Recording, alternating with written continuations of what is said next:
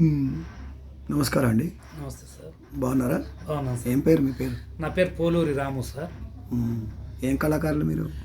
మేము వీధి నాటికేస్తాము, పల్లె శుద్ధులు చేస్తాం సార్. మ్మ్. Stage programmes. ఇంకా ఏమేమి అరేంజ్ చేయగలరు మీరు? మా దగ్గర రాజనడువులు ఉన్నాయి, బిందెల బంజారా ఉంది, బిందెల కోలాటం ఉంది, బోనాల కోలాటం, మళ్ళా మహిళల చెక్క భజన, పురుషుల చెక్క భజన మ్మ్. మీరు ఇవన్నీ కోఆర్డినేట్ చేస్తారు? చేస్తాం సార్. మీరేం ఆర్టిస్టు? నేను పల్లె శుద్ధులు వీధి నాటికి చేస్తాను సార్. మీరు ఎక్కడ, మీ సంస్థ ఏంటి? మాది ఖమ్మం జిల్లా కామేపల్లి మండలం ముచ్చెర్ల గ్రామం సార్. మ్మ్. ప్రాపర్ వచ్చేసి ముచ్చెర్ల. ప్రజానాట్య మండలిలో ఉన్నారా మీరు? గతంలో స్టార్టింగ్ 96, 97, 98, 2002 దాకా ఆంధ్రప్రదేశ్ నాట్య మండల సిపిఎం పార్టీ అనుబంధ సంఘంలో పనిచేశాను. మీరేమో మీ వయసు ఎంత ఇప్పుడు?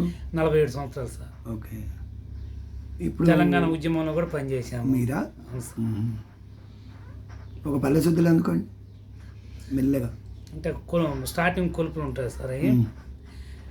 రారావో రాజన్న పోదాం రారు తమి కోర నరారా, ఎడిపోయిందో మంద యాడున్నదో ఎవరి పొలములున్నదో, ఎడ్డోళ్ళమైనాము దొడ్లల్లో బండినాము, ఎడ్డోళ్ళమైనాము దొడ్లల్లో బండినాము, మన బతుకులు మారేటి రోజులు రావు తమి కుమర నరారా, కుమర నరారు వరి పోష నరారా. అట్లా స్టార్టింగ్ పిలుస్తాం సార్.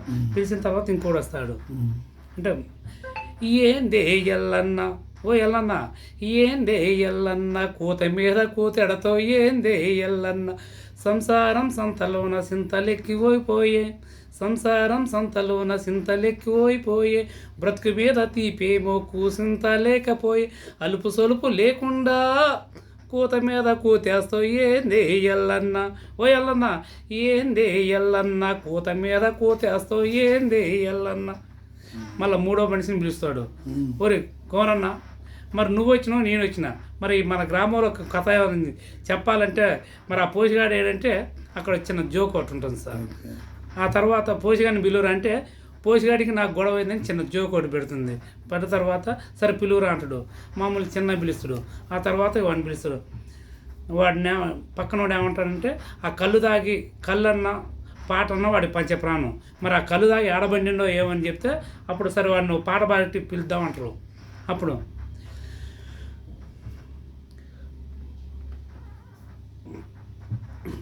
ఓరు వెళ్ళనా, ఓరు పోషన్న రారో పోషన్న, ఓ పోషన్న రారో పోషన్న, రాత్రి రహిపోతుంది రారో పోషన్న, ఇంకా ఆలస్యమైతే వచ్చినోళ్ళు పోతారు రారో పోషన్న, రాత్రి రహిపోతుంది రారో పోషన్న. ముగ్గురు వస్తారు సార్. వచ్చిన తర్వాత కొలుపులు స్టార్ట్ చేస్తారు. అమ్మో శివకోన గంగో, అమ్మో శివకోన గంగా, అమ్మమ్మ మాయమ్మ అమ్మ మాయమ్మో, అమ్మో శివకోన గంగా, గోపాలు తాపాలు తల్లి కర్ణించి మమ్మేలు తల్లి, కర్ణించి మమ్మేలు మమ్ముగా పాడు, అమ్మో శివకోన గంగా. ఎవరు రాస్తారు సార్? అసు కవిత్వం వస్తాయా లేకపోతే గతంలో ఇవన్నీ కూడా రాసినాయి సార్. రాసినవి ఉంటాయా? రాసి ఎవరు రాశారు ఇంతకుముందు అంటే అక్షరదీపంలో పల్లె శుద్ధుల కార్యక్రమాలు అక్షరదీపం నుంచి వచ్చినాయి సార్. ఓకే, ఇవన్నీ. ఓకే. అంటే ఇవి యక్షగానంలో వాటి సాంప్రదాయం కూడా కొంత ఇది ఉన్నది. డ్రెస్సింగ్ ఉంటుంది కదా? డ్రెస్సింగ్ ఉంటుంది సార్. డ్రెస్సింగ్ అయితే ఇప్పుడు మీరు ఎన్ని ప్రోగ్రాంలు ఇచ్చి ఉంటారు ఇప్పటికి? ఎన్ననేది లెక్కలేదు, లెక్కేం లేదు సార్. ఎట్లా జీవనోపాధి బాగానే ఉందా? అంటే గతంలో తెలంగాణ ఉద్యమం కంటే ముందు, తెలంగాణ రావటం కంటే ముందు డిపిఆర్ ఆఫీస్ ద్వారా ప్రోగ్రామ్స్ ఉండేవి సార్. నెలకు 10 రోజులు 15 రోజులు. ఇప్పుడు తెలంగాణ ఏర్పాటు అయిన తర్వాత సంస్కృతి సారథి అనేది ఒకటి ఏర్పడుతుంది కదా సార్. సంస్కృతి సారథి ఏర్పడిన తర్వాత డిపిఆర్ ఆఫీస్ నుంచి కార్యక్రమాలు లేవు. ఇక మాకేమైనా HIV AIDS ప్రాజెక్టు, లేకపోతే ఏమన్నా ప్రైవేట్ పార్టీ ప్రోగ్రామ్స్ ఇట్లాంటివి ఏమన్నా ఉంటే, లేకపోతే మన రవీంద్ర భారతి నుంచి ఏమన్నా 1, 2 ఎప్పుడప్పుడు ఏమైనా కార్యక్రమాలు ఇస్తే చేస్తున్నాం తప్ప ఏం లేదు సార్. జీవన వృత్తి లేదు. జీవన వృత్తి లేదు. ఇదే పని చేస్తారా? ఇంకేమైనా వేరే పని చేస్తారా? ఇదే పని చేస్తున్నాం సార్. కాకపోతే ఇక వయసు 47 సంవత్సరాలు వచ్చింది. ఈ 30 సంవత్సరాల నుంచి కళారంగం మీదనే బ్రతుకుతున్నాము. ఏరే పని చేసే పరిస్థితి కూడా లేదు. చేసే ప్రోగ్రామ్ ఖమ్మం జిల్లా, ఉమ్మడి ఖమ్మం జిల్లా వ్యాప్తంగా చేసాము, రాష్ట్ర వ్యాప్తంగా కూడా అన్ని జిల్లాల్లో కూడా తిరిగాం సార్. తిరిగాము సార్. మీ టీం ఉందా? ఉన్నది సార్. ఎంతమంది ఉంటారు మీ టీంలో? పల్లె శుద్ధులు వీధి నాటి టీం 10 మంది ఉన్నాం సార్. 10 మంది. 10 వీధి మంది నాటకాలు కూడా చేస్తారా? చేస్తాం సార్. ఏదన్నా సబ్జెక్ట్ అంశం ఇస్తే దాన్ని స్క్రిప్ట్ ఇస్తే దాన్ని బట్టి ప్లాన్ చేసి వీధి నాటకం కూడా తయారు సో చేసి మీరు బ్రతుకుతుంటూ ఇంకా వేరే వాళ్ళని కూడా అవును మీరు సార్. బ్రతికిస్తున్నారు. అవును సార్. అది మీ ప్రోగ్రామ్. దాంతో పాటుగా మళ్ళీ ఒకసారి చెప్పండి, ఏమేమి ప్రోగ్రాంలు ఏర్పాటు చేయగలరు మీరు? నేను బిందెల బంజారా ఓకే. ఏర్పాటు చేస్తాను సార్. బిందెల బంజారా అంటే ఏంటి?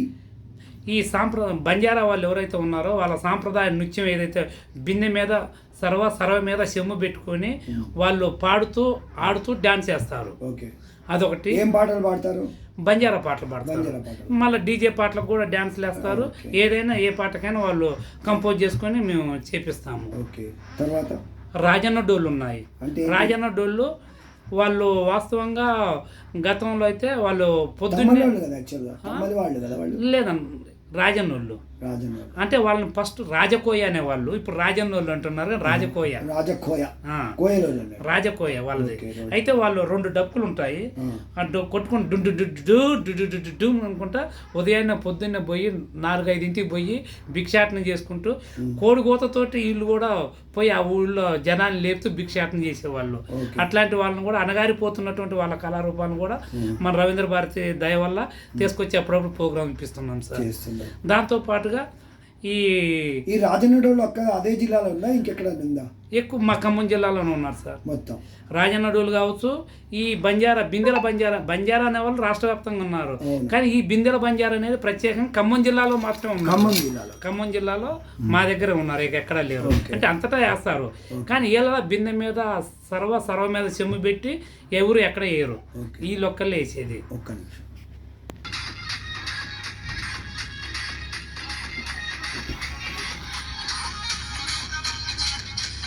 ఇదేంటి బిందెల బంజారా? అవును సార్.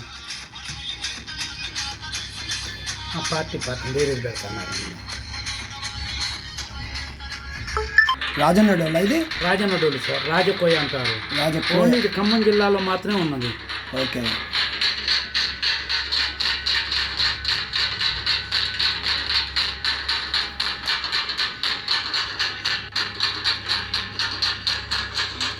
వీళ్ళు మొత్తం ఖమ్మం జిల్లా వ్యాప్తంగా ఎంతమంది ఉంటారు?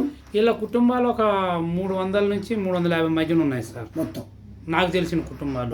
కాకపోతే ఇలా ఎక్కువగా కూడా ఉన్నాయి.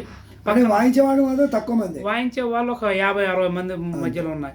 ఒకప్పుడు నేను ఈ గ్యాదర్ చేయడం కోసం ఖమ్మం జిల్లాలో అన్ని ఊర్లు తిరిగి ఒక 80 మందిని ఒకసారి పోగు చేసి ఈ కొత్త జిల్లాలు విభజనప్పుడు సీఎం గారిది మెదక్ జిల్లాలో సిద్దిపేటలో ప్రోగ్రాం ఉంటే లారీ తీసుకొని 80 మందిని తీసుకొని వెళ్ళాను, అందరిని పోగు చేసి. అంటే మీరు అంతా ఊర్లలో ఉంటారేమో? ఊర్లలో ఉంటారు సార్. పల్లెటూర్లలో ఉంటారేమో. ఆ ఊర్లో 10 మంది, ఆ ఊర్లో 10 మంది, ఆ ఊర్లో 5 చాలా దూరంగా ఉంటారేమో కదా? అవును సార్. అడవి వీళ్ళందరూ ప్లేన్ ఏరియాలోనే ఉన్నారు. ఖమ్మానికి చుట్టుపక్కల 20-30 కిలోమీటర్ల దూరంలో మధ్యలో ఉంటారు అంతే ఉన్నాను. వీళ్ళందరినీ గ్యాదర్ చేయడం కోసం నేను ఛానల్ తిరిగాను సార్. బాగా తిరిగాను, బాగా కష్టపడ్డాను. మీ నెంబర్ చెప్పండి, టెలిఫోన్ నెంబర్ చెప్పండి సార్. 9848679495. పోలూరి రాము. 9848679495. పోలూరి రాము, ఖమ్మం జిల్లా, ముచ్చెర్ల గ్రామం సార్. ఇప్పుడు ఈ రాజన్నడోళ్ళు ఇప్పుడు వీళ్ళంతా చేస్తున్నారు కదా సార్. ఇప్పుడు యూత్ వాళ్ళు నేర్చుకుంటున్నారా? వాళ్ళ కులంలో వాళ్ళు కొంతమంది నేర్చుకుంటున్నారు సార్, కానీ అంత సుముఖంగా ముందుకు రావట్లేదు.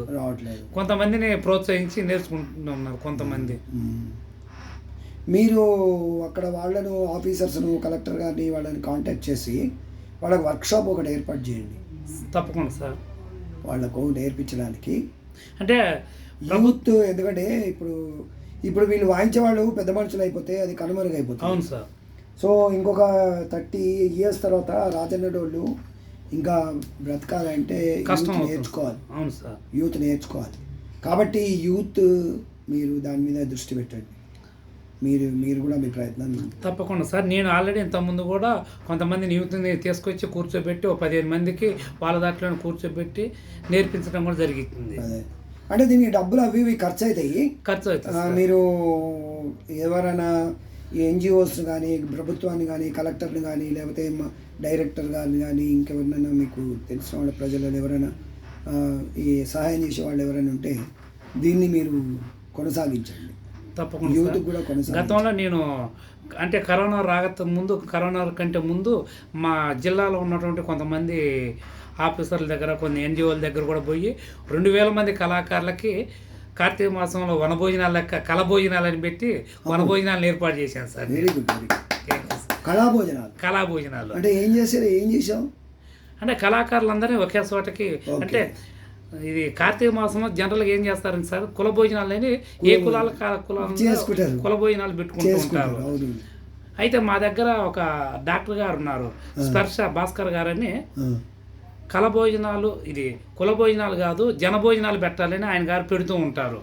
సామాజిక వ్యక్తి ఆయన గారిని చూసి మాకు అనిపించింది, సరే ఆయన గారు అంటే ఆయన స్థాయిలో సమాజం మొత్తాన్ని ఒక్కడికి తీసుకురావాలనుకుంటున్నాడు. నేను నా మిత్రులతో కలిసి కళ భోజనాలు పెడదాము, కళాకారులందరినీ జిల్లాలో ఉన్న కళాకారులందరినీ ఒకే చోట అంటే దాతల దగ్గరికి వెళ్ళాం సార్. కొంతమంది ఇచ్చారు సార్. కొంత గ్రామంలో చేయండి. అట్లా ఈ కళా భోజనాలు అనేది కొత్త పదం, ఇది బాగుంది చూడడానికి వినడానికి. 2019లో పెట్టాను సార్ కార్తీక. మళ్ళీ పెట్టలేదా? అంటే తర్వాత ఈ కరోనా రావడం వల్ల 3 సంవత్సరాలు ఆగిపోయింది సార్.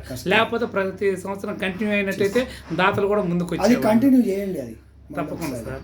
అది రాష్ట్రం మొత్తం కూడా ఇది అయితే బాగుంటుంది కళా భోజనాలు. ఓకేనండి. దానికి జానపద సంఘం సహకారం కూడా తీసుకున్నాం సార్. ఏది శ్రీనివాస్ గారు? సార్. Okay, right. థ్యాంక్స్ అండి. Thank you sir. నమస్కారం. ఓకే ఫ్రెండ్స్, మనము ఈరోజు ఒక మంచి పల్లెశుద్ధుల కళాకారులు మరియు వేరే గ్రామీణ కళాకారులను ప్రోత్సహిస్తున్నటువంటి ఒక కళాకారుని కళా భోజనాలు అనే ఒక కొత్త వినూత్న ప్రక్రియను వీరు అప్పుడు చేశారు. మనం కూడా ఈ కళా భోజనాలను కళాకారులందరూ కూడా ఒక యూనిటీగా ఉండి కళాకారులందరినీ ఒకళ్ళకు సహాయం చేసుకుంటూ ఈ కళా భోజనాల రీతిలో ఇంకా ముందుకు సాగుతారని కోరుకుంటూ థ్యాంక్ యూ వెరీ మచ్. నమస్తే.